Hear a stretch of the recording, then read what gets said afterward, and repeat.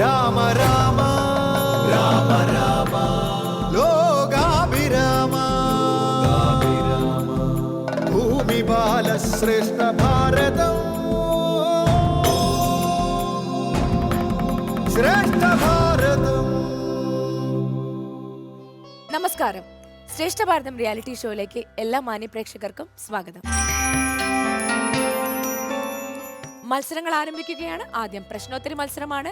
ഇന്നലത്തെ അതേ വിദ്യാർത്ഥികൾ തന്നെയാണ് ഇന്ന് നമ്മോടൊപ്പം ഉള്ളത്. ടീം എ അമൃത വിദ്യാലയം Edappally Ernakulam, team B Bharatiya Vidya Bhavan Perunthuruthi Kozhikode. First ചോദ്യം ടീം എയോടാണ്.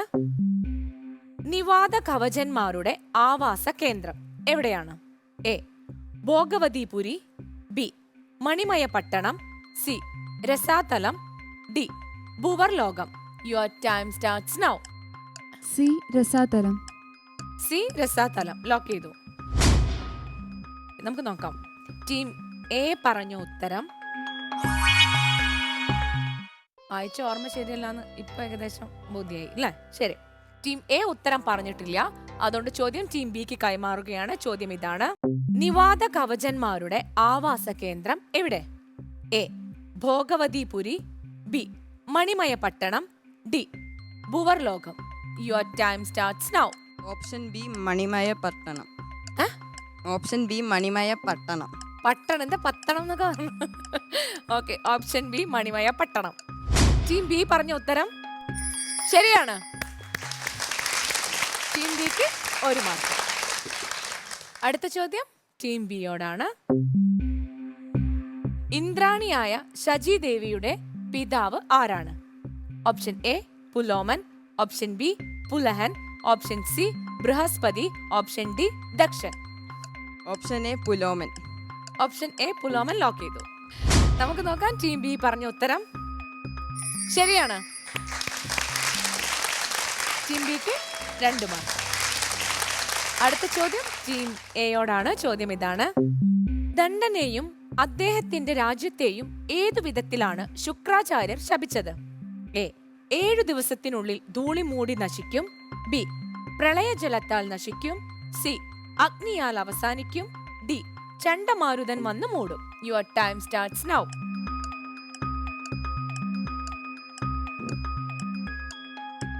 മുത്തശ്ശീനെ വിളിക്കാം. ഓക്കെ, നമുക്ക് മുത്തശ്ശിയോട് ചോദിക്കാന്നുള്ള ഓപ്ഷനിലോട്ട് പോവാം. ഇത് ശ്രേഷ്ഠ ഭാരതം റിയാലിറ്റി ഷോയിൽ നിന്ന് വിളിക്കുകയാണേ. അതെ. ഇവർക്ക് ക്വസ്റ്റ്യന്റെ ആൻസർ അറിയില്ല. മുത്തശ്ശി ഒന്ന് ഹെൽപ്പ് ചെയ്യണം കേട്ടോ. ചോദിച്ചോളൂ. ദണ്ഡനെയും അദ്ദേഹത്തിന്റെ രാജ്യത്തെയും ഏത് വിധത്തിലാണ് ശുക്രാചാര്യർ ശപിച്ചത്?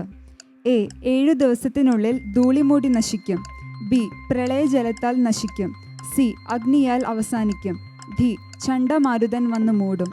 എ ആണ്. എനിക്ക് സംശയമുണ്ട്. എ ആണെന്ന് തോന്നുന്നു. 7 ദിവസത്തിനുള്ളിൽ ധൂളിമൂടി നശിക്കും. ഞാൻ ലോക്ക് ചെയ്യട്ടെ. ലോക്ക് ചെയ്തു. നമുക്ക് നോക്കാം. ടീം എ പറഞ്ഞ ഉത്തരം ശരിയാണ്. താങ്ക് യു മുത്തശ്ശി. ശരി ശരി ശരി. ടീം എക്ക് 2 മാർക്ക്. അടുത്ത ചോദ്യം ടീം ബിയോടാണ്. ചോദ്യം ഇതാണ്: കർദമപുത്രനായ ഇളന് മൃഗയാ വിനോദത്തിനിടെ സംഭവിച്ച ദുര്യോഗം എന്താണ്? എ വിഷമേറ്റു, ബി സ്ത്രീയായി മാറി, സി സേനയിൽ നിന്നും ഒറ്റപ്പെട്ടു, ഡി ഗർത്തത്തിൽ വീണ് ഒറ്റപ്പെട്ടു. Your time starts now. Option B സ്ത്രീയായി മാറി. ഓപ്ഷൻ ബി സ്ത്രീയായി മാറി ലോക്ക് ചെയ്തു. ടീം ബി പറഞ്ഞ ഉത്തരം ശരിയാണ്. ടീം ബിക്ക് 2 മാർക്ക്. ഇന്ന് ടീം എ നേടിയിരിക്കുന്നത് 2 മാർക്കാണ്. ടീം ബി നേടിയിരിക്കുന്നത് 5 മാർക്കാണ്. ഇന്നലെയും ഇന്നുമായി ടീം എ നേടിയിരിക്കുന്നത് 6 മാർക്ക്. ഇന്നലെയും ഇന്നുമായി ടീം ബി നേടിയിരിക്കുന്നത് 9 മാർക്ക്. എല്ലാ മാന്യ പ്രേക്ഷകർക്കും ശ്രേഷ്ഠ ഭാരതം റിയാലിറ്റി ഷോയിലേക്ക് ഒരിക്കൽ കൂടി സ്വാഗതം. ഇനി ആലാപന അർത്ഥവ്യാഖ്യാന മത്സരമാണ്. ഇന്നലത്തെ അതേ സ്കൂളുകൾ തന്നെയാണ് ഇന്ന് നമ്മോടൊപ്പം ഉള്ളത്. ടീം എ അമൃത വിദ്യാലയം ഇടപ്പള്ളി എറണാകുളം, ടീം ബി ഭാരതീയ വിദ്യാഭവൻ പെരുന്തുരുത്തി കോഴിക്കോട്. റെഡിയല്ലേ? താങ്കളുടെ കാവ്യം സ്ക്രീനിൽ. സരസവിലോചനൻ ബാലന്മാരോടു ചൊന്നാൻ, ആരിതു ചമച്ചതു നിങ്ങളാരിരുവരും, ചമച്ച കവിശ്രേഷ്ഠനെവിടെ വസിക്കുന്നു, സമസ്ത വൃത്താന്തവും ചൊൽവിനെന്നതു നേരം, ഇക്കാവ്യം ചമച്ചതു വാൽമീകി മഹാമുനി, സർഗവും 500 മുനിശിഷ്യന്മാർ ഞങ്ങൾ, ഗോമതി തീരെ മുനീന്ദ്രാശ്രമേ വസിക്കുന്നു, കോമളമായ കാവ്യം കേൾക്കണമെന്നാകിലോ, യജ്ഞകൃത്യാനന്തരം മധ്യാഹ്നം കഴിഞ്ഞാലിത ജ്ഞാനവിനാശനം കേൾപ്പിക്കാമഖിലവും. വിശദീകരിച്ചു. അധ്യാത്മരാമായണ കിളിപ്പാട്ടിലെ ഉത്തരകാണ്ഡത്തിലേതാണ് പ്രസ്തുത വരികൾ. ലവകുശന്മാർ വാൽമീകി മഹർഷിയുടെ ആജ്ഞാനുസരണം ശ്രീരാമദേവന്റെ സദസ്സിൽ ചെന്നു ശ്രീരാമായണ കാവ്യം പാടിക്കേൾപ്പിക്കുകയാണ്.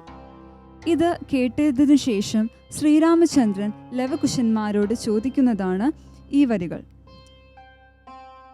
ഇത്രയും മനോഹരമായ കാവ്യം ആരാണ് എഴുതിയത്? നിങ്ങൾ ആരാണ്? ആ മികച്ച കവിശ്രേഷ്ഠൻ എവിടെയാണ് വസിക്കുന്നത്?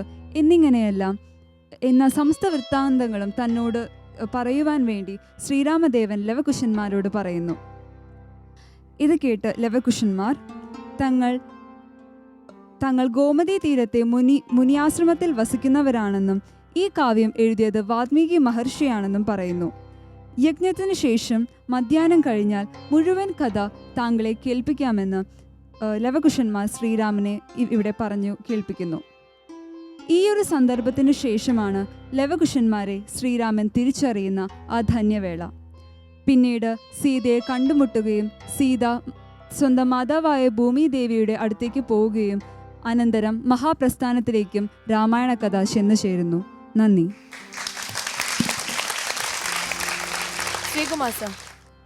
മോള് സംഗീതം അധികമില്ലെങ്കിലും വളരെ സ്പഷ്ടമായിട്ട് ചൊല്ലി. Very good. അതുപോലെ പറഞ്ഞതും എൻ്റെ അർത്ഥം പറഞ്ഞതും കുഴപ്പമില്ലായിരുന്നു, നന്നായിരുന്നു. എനിക്ക് തോന്നുന്നു ഇന്നലത്തേക്കാളും രണ്ടുപേരും മെച്ചമായിട്ടുണ്ടെന്നാണ് എൻ്റെ ഒരു.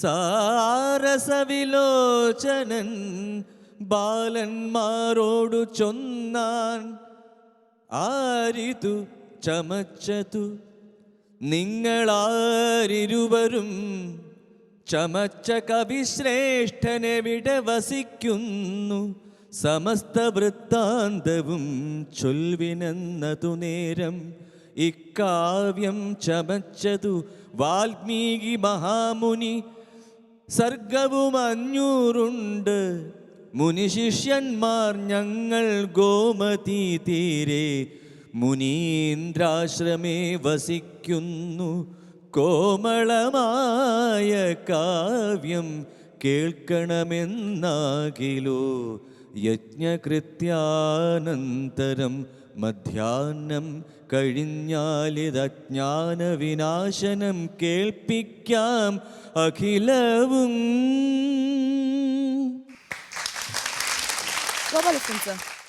ഇത് ഞാൻ ആദ്യമായിട്ടാണ് ഇതിങ്ങനെ കേൾക്കുന്നത്. അത് കേട്ടപ്പോൾ എനിക്ക് വലിയ സന്തോഷം തോന്നി. ഇയാളത് പറഞ്ഞത് പാടിയത് നല്ല രീതിയിലാണ്. ഇന്നലത്തേക്കാൾ നല്ല ഇമ്പ്രൂവ്മെൻ്റ് ഉണ്ട്. ഇയാൾ എക്സ്പ്ലനേഷനും കൊള്ളാം. Very good. എനിക്ക് അടുത്ത സിറ്റുവേഷനാണ് വളരെ ഇഷ്ടമായത്. ഒരു ഫാമിലി, അമ്മ, കുട്ടികൾ എന്നൊക്കെ പറഞ്ഞ ആ കോൺസെപ്റ്റിൽ ആ 2 കുട്ടികളെ ആദ്യമായിട്ട് അച്ഛൻ കാണുമ്പോൾ ഉള്ളൊരു സിറ്റുവേഷൻ, അത് എനിക്ക് വളരെ ഇഷ്ടപ്പെട്ടു. വളരെ നന്നായിട്ട് നിങ്ങൾ ചൊല്ലി, നന്നായിട്ടത് എക്സ്പ്ലെയിൻ ചെയ്തു. ഇവർ നല്ല റിവ്യൂസും തന്നു. God bless. നമുക്ക് മാർക്സിലോട്ട് പോകാം. Sreekumar sir 8 out of 10. Gopalakrishnan sir 8 out of 10. Ma'am 8. Team A നേടിയിരിക്കുന്നത് 24 മാർക്കാണ്. അടുത്തത് ടീം ബിയുടെ കാവ്യമാണ്. താങ്കളുടെ കാവ്യം സ്ക്രീനിൽ. എന്നതു കേട്ടു ഭീതി പൂണ്ടു ലക്ഷ്മണൻ, ചൊന്നാനിന്നഭിമതമെന്തെന്നരുളി ചെയ്കേ വേണ്ടു,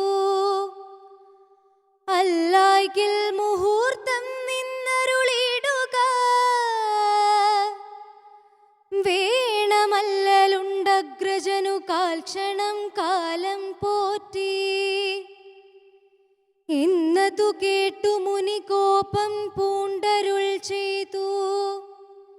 ഇന്നിനി പാർപ്പാൻ എനിക്കില്ലവസരമേതും,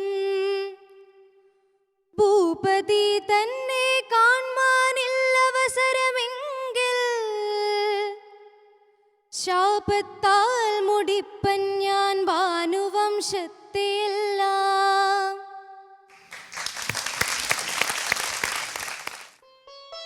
ശ്രീ തുഞ്ചത്തെഴുത്തച്ഛൻ്റെ അധ്യാത്മരാമായണം കിളിപ്പാട്ടിൽ ഉത്തരരാമായണം 3-ാം അധ്യായത്തിലെ വരികളാണിവ.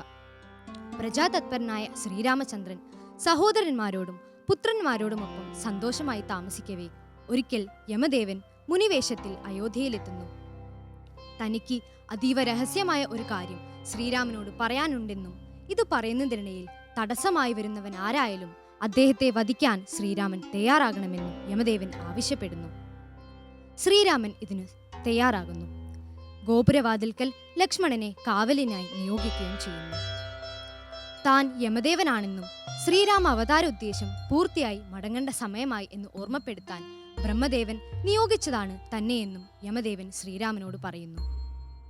എത്രയും പെട്ടെന്ന് ശ്രീരാമൻ വൈകുണ്ഠ ലോകത്തേക്ക് മടങ്ങേണ്ടതിന്റെ ആവശ്യകതയെക്കുറിച്ചും യമദേവൻ ശ്രീരാമനെ ബോധ്യപ്പെടുത്തുന്നു. ഈ സമയത്താണ് ദുർവാസാവ് മഹർഷി ശ്രീരാമനെ സന്ദർശിക്കാനായി അയോധ്യയിലെത്തുന്നത്. മഹർഷി താൻ വന്ന വിവരം ലക്ഷ്മണനോട് ശ്രീരാമനെ അറിയിക്കാൻ പറയുന്നതും ലക്ഷ്മണന്റെ പ്രതികരണവുമാണ് പ്രസ്തുത വരികൾ. തന്റെ ജ്യേഷ്ഠൻ അല്പസമയത്തേക്ക് തിരക്കിലാണെന്നും അതുവരെ ക്ഷമയോടെ കാത്തു നിൽക്കണമെന്നും അങ്ങയുടെ ആവശ്യം എന്തെന്ന് വെച്ചാൽ എന്നോട് പറഞ്ഞാൽ മതിയെന്നും ലക്ഷ്മണൻ ആദരവോടുകൂടി മഹർഷിയോട് പറയുന്നു. എന്നാൽ കോപിഷ്ഠനായ മഹർഷി തനിക്ക് കാത്തു നിൽക്കാൻ സമയമില്ലെന്നും രാജാവിനെ കാണാനായില്ലെങ്കിൽ താൻ ശപിച്ച് സൂര്യവംശത്തെ മുഴുവൻ നശിപ്പിക്കുമെന്നും പറയുന്നു.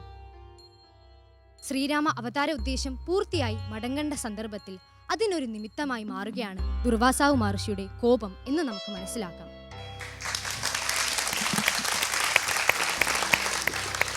ശ്രീകുമാർ സർ, ചൊല്ലല് നന്നായി.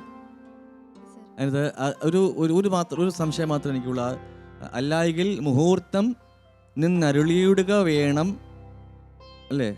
അരുളിയിടുക നേരത്തെ ചൊല്ലിയത് എങ്ങനെയാണ്? അരുളിയിടുക വേണം അല്ലലുണ്ട് അഗ്രജൻ എന്നാണ് അല്ലേ? മുറിച്ച് ശരിക്കും അങ്ങനെ, അതോ തിരിച്ചല്ലേ വേണ്ടത്? നിന്നരുളിയിടുക വേണം അല്ലലുണ്ട് അഗ്രജനു കാൽക്ഷണം കാലം പോറ്റി എന്നാണ് വേണ്ടതാണ് എൻ്റെ ഒരു തോന്നൽ. എനിവേ വളരെ ഭംഗിയായിരുന്നു ചൊല്ലൽ. അന്വയം അർത്ഥം പറഞ്ഞതിൽ കുറച്ച് ഒരു എന്താ പറയേണ്ട ഒരു ഫോഴ്സ് ഇല്ലായിരുന്നു. പിന്നെ ഇവിടേക്ക് ഒരു ചെറിയ തപ്പലൊക്കെ വന്നു. എനിവേ നന്നായിരുന്നു, വളരെ നന്നായിരുന്നു. ഇവിടെ ശ്രീരാമൻ്റെ അടുത്ത് നിങ്ങളുടെ ദൗത്യം കഴിഞ്ഞു, പോകാനുള്ള പാസ്പോർട്ടും വിസയും റെഡി ആയിട്ടുണ്ടെന്ന് പറയാനാണ് യമധർമ്മരാജാവ് വന്നത്. ഓർത്ത് നോക്കുക, എത്ര വലിയവനാണെങ്കിലും അവതാരമാണെങ്കിലും രാജാവാണെങ്കിലും വെട്ടിപ്പിടിച്ചവനും കെട്ടിപ്പടുത്തവനും പറ്റിച്ചെടുത്തവനും തട്ടിപ്പറിച്ചവനും ഒരിക്കൽ തിരിച്ചു പോയേ മതിയാവും. ആ വരികൾ നല്ല അർത്ഥവത്തായിട്ടുള്ള വരികളാണ്, നന്നായിട്ടുണ്ട്. എനിക്ക് വളരെ ഇഷ്ടമായി. പിന്നെ ആ ചൂസ് ചെയ്ത ആ ടോപ്പിക്ക് വളരെ റെലവൻറ്റ്, ഓൾ ടൈം റെലവൻ്റ് ആയിട്ടുള്ള ഒന്നാണ്. വളരെ ഇന്നവിറ്റബിൾ ആയിട്ടുള്ള ഡെത്തിനെ കുറിച്ചാണ് പറയുന്നത്. എനിക്ക് സത്യം പറഞ്ഞാൽ ആ പറഞ്ഞാൽ ഒത്തിരി 1-2 സ്ഥലത്ത് തപ്പിയെങ്കിലും കുട്ടി പറഞ്ഞത് എനിക്ക് ഇഷ്ടമായി. വളരെ ഇങ്ങനെ ഒരു കണ്ടെൻറ്റ്മെൻ്റ് ഉണ്ടായിരുന്നു ആ പറഞ്ഞതിൻ്റെ അകത്തൊരു, ഉള്ളിൽ എവിടെയോ ഒരു ശാന്തത ഉണ്ടായിരുന്നു. എനിക്കത് ഇഷ്ടപ്പെട്ടു. Thank you.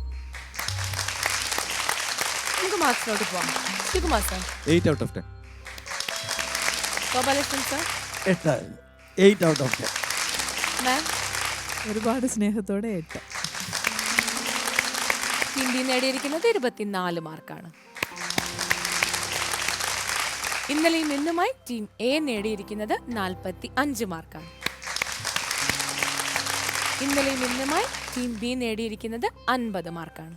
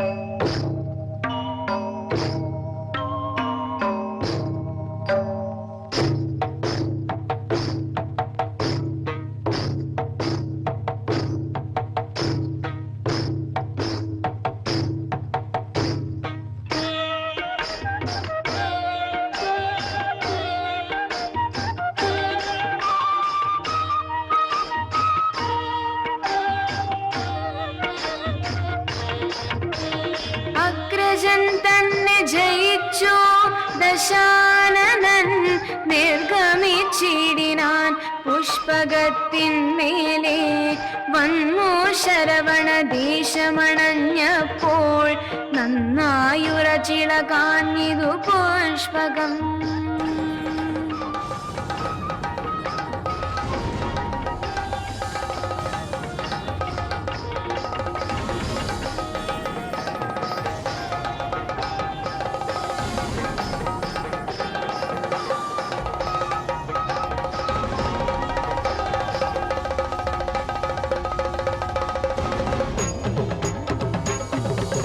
നീലകണ്ഠ നൃത്തമാടും പ്രദേശമേതാർക്കും ഒരിക്കലും വന്നുകൂടായല്ലോ.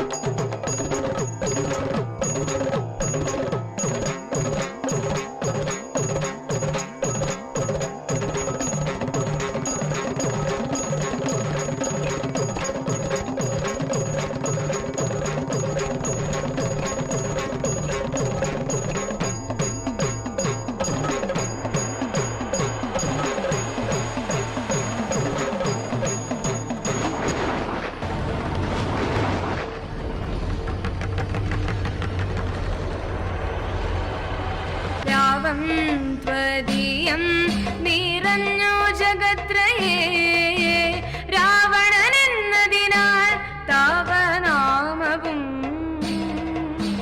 ചന്ദ്രഹാസം നീനക്കായുധവും തരാം സന്തുഷ്ടനായൻ ഭവാനെ കുറിച്ചു ഞാൻ. നമഃ ശിവായ. ഓം നമഃ ശിവായ. ഓം നമഃ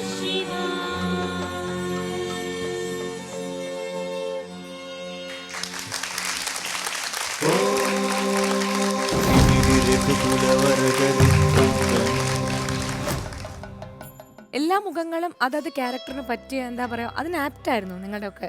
നിങ്ങൾ എന്താ ഇവിടെ ചെയ്തതെന്ന് എനിക്കൊന്ന് വിശദീകരിച്ചാലോ? ഞങ്ങളിവിടെ രാവണന്റെ കൈലാസുദ്ധാരണം എന്ന രംഗമാണ് ഇവിടെ കാഴ്ചവെച്ചത്. ആദ്യം തന്നെ പാർവതി ശിവനെയും ഗണേശനെയും മുരുകനെയും തിരഞ്ഞു നടക്കുന്ന സമയത്ത് നന്ദി വരുന്നു, അതെവിടെ എന്ന് പറഞ്ഞു കൊടുക്കുന്നു.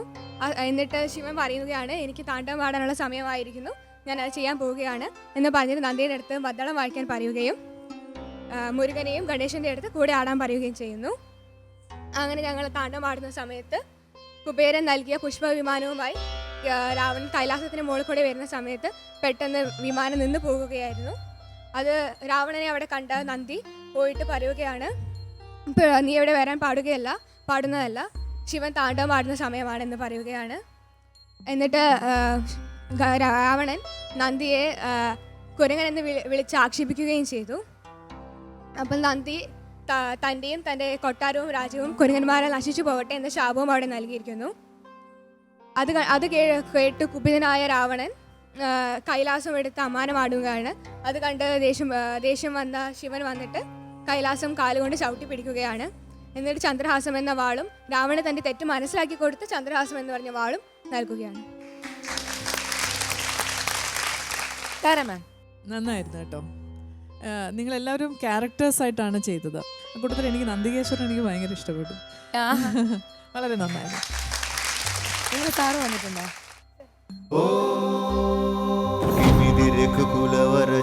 പേരെന്താണ്? ഹരീഷ്. ഹരീഷ് വളരെ നന്നായിരുന്നു കേട്ടോ. നിങ്ങളുടെ കുട്ടികൾ Thank you, ma'am. നീതി പാലിച്ചു. നിങ്ങൾ കൺസീവ് ചെയ്തതിന്റെ കുറേയൊക്കെ അവർ നന്നായിട്ട് ചെയ്തിട്ടുണ്ട്. പിന്നെ Thank you, ചെറിയ ma'am. കുട്ടികളല്ലേ, അപ്പോൾ ഇത്രയും ഒരു സമയത്തിനുള്ളിൽ ചെയ്തു എന്നുള്ളതൊരു വലിയ കാര്യം. വേറൊരു കാര്യം പറയേണ്ടത്, ഗണപതി പാവ ഈ സാധനമൊക്കെ വെച്ചിരുന്നിട്ടും എക്സ്പ്രഷൻസ് അസലായിട്ട് ചെയ്തു. കണ്ണിലൂടെ എനിക്ക് അതെല്ലാം കാണാൻ പറ്റും. മിടുക്കനാണോ മിടുക്കിയാണോ? മിടുക്കിയ കേട്ടോ. ഗംഭീരായിരുന്നു. എല്ലാവരും നല്ല രീതിയിൽ നന്നായിട്ടുണ്ട്. ശിവന്റെ കുടുംബത്തെ കാണുമ്പോൾ എനിക്കൊരു പാട്ട് ഓർമ്മ വരുന്നത്. എൻ്റെ അച്ഛൻ എഴുതിയ അതിനെപ്പറ്റി എഴുതിയൊരു പാട്ടുണ്ട്.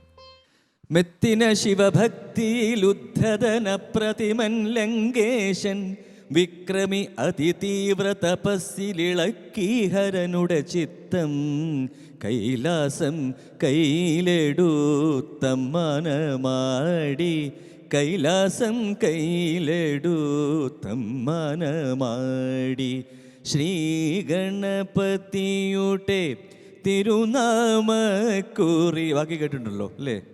ലളിതഗാനം അതിൻ്റെ ഒരു ഭാഗമാണ് ഈ പാട്ട്. അതിൽ അസലായിരുന്നു. സകുടുംബമുള്ള അത് നമുക്ക് മാർക്സിലോട്ട് പോവാം അല്ലേ മാം? നന്നായിരുന്നു കേട്ടോ. 17. ഗോപാലകൃഷ്ണൻ സർ? 17 നന്നായിരുന്നു. ശ്രീകുമാർ സർ? 17. ഭാരതീയ വിദ്യാഭവൻ നേടിയിരിക്കുന്നത് 51 മാർക്കാണ്. ഈ നൃത്തശില്പത്തോടെ ഇന്നത്തെ എപ്പിസോഡ് ഇവിടെ അവസാനിക്കുന്നു. നാളെ എലിമിനേഷൻ റൗണ്ട് ആണ്. നാളെ നമുക്ക് വീണ്ടും കാണാം. അതുവരേക്കും നമസ്കാരം.